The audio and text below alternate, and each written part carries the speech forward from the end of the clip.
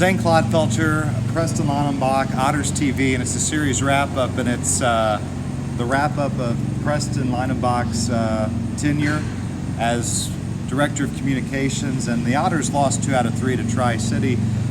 We'll focus on that here in a sec, but Preston, it's over.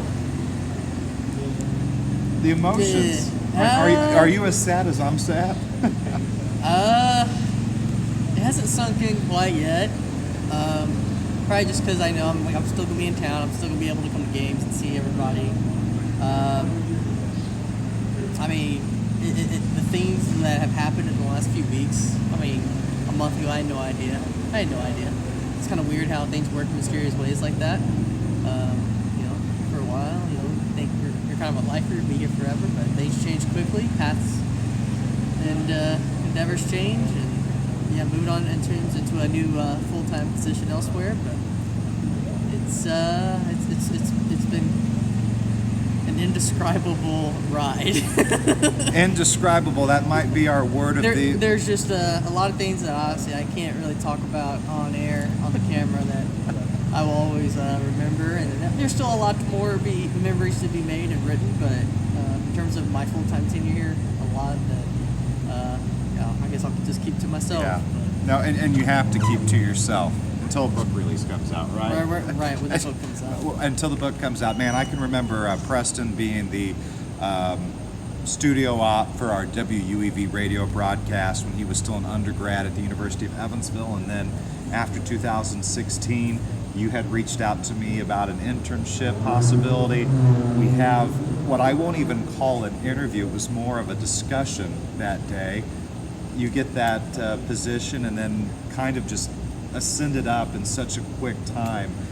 Are there a couple of moments and memories that either make you laugh or you really get reflective on that is suitable for the public to consume and hear? Like I said, there's so much obviously that happens in the press box that I won't share. What happens in the press box stays in the press box. Stays in the press box. Like anywhere you go, you're gonna have your good days, and then there's gonna be your bad, frustrating days. But at the end of it all, you still work at the ballpark.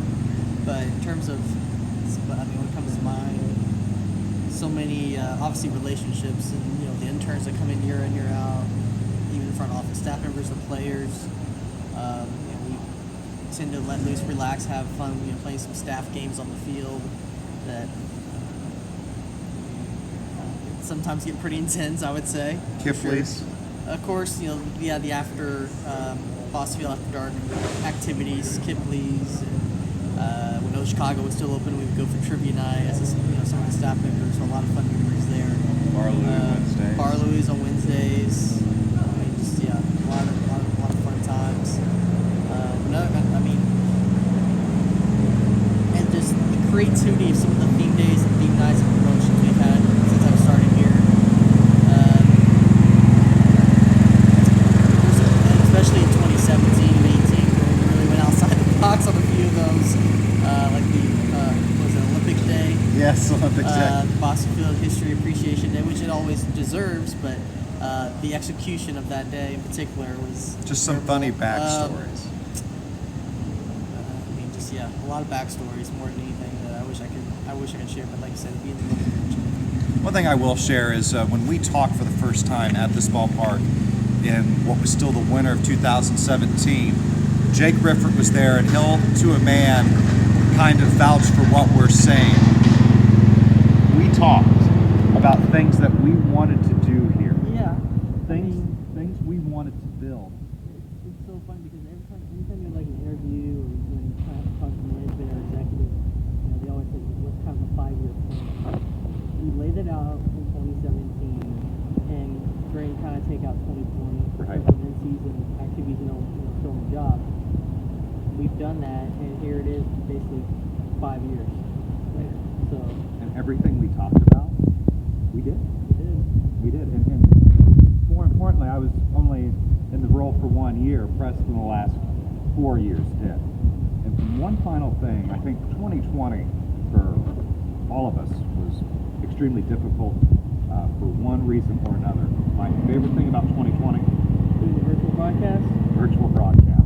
If there was any release of the just situation we all found ourselves in. For the 3 games that I would come to the ballpark in the midst of the pandemic, the ballpark here would be completely empty. It would be Preston and I spaced out in a big room, recreating a game, and then on top of that, the interviews that your virtual games and that idea allowed me to reconnect with so many people that I had not talked to in a handful of years. That, without a doubt, all the wins and the celebrations in the clubhouse, that will stick with me. But the one thing that I will always appreciate about what we were able to do together, those virtual games. Yeah, I mean, everybody had to come up with creativity to keep fans engaged, and obviously, try to keep the Otters and everybody's lives without the actual baseball games themselves. So doing the virtual games, the interviews, like you said, you and I just kind of came here. I think we recorded in the press box, we recorded in the coach's office, just different locations. And then I think on a couple occasions when we actually aired those, we just came here, hung out, and watched it on the video board. I mean, made the most of what was 2020. And, just went outside the box. I mean, more than just outside the box. Yeah. And he did it his way. We did it our way. Did it our way. Stayed the course. We say, hey, stay the course like the best of them. Real quick, losing 2 out of 3. The Otters are 9 games over 500. They're still in second place, and still, as we enter the month of August, and now 4 weeks left in the regular year, the Otters are still in really good shape. They just have to take care of business really here at home. Yeah, Evansville, they're going to be right just fine. They got just a few inconsistencies that all teams have. Now you're getting into the dog days of summer. Some things are getting tougher. The routine will probably be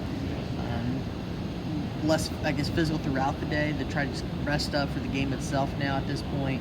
But for Evansville, the offense is there, just kind of up and down right now. Obviously, we saw some return of the power in the last home series. Hopefully that's a good sign for the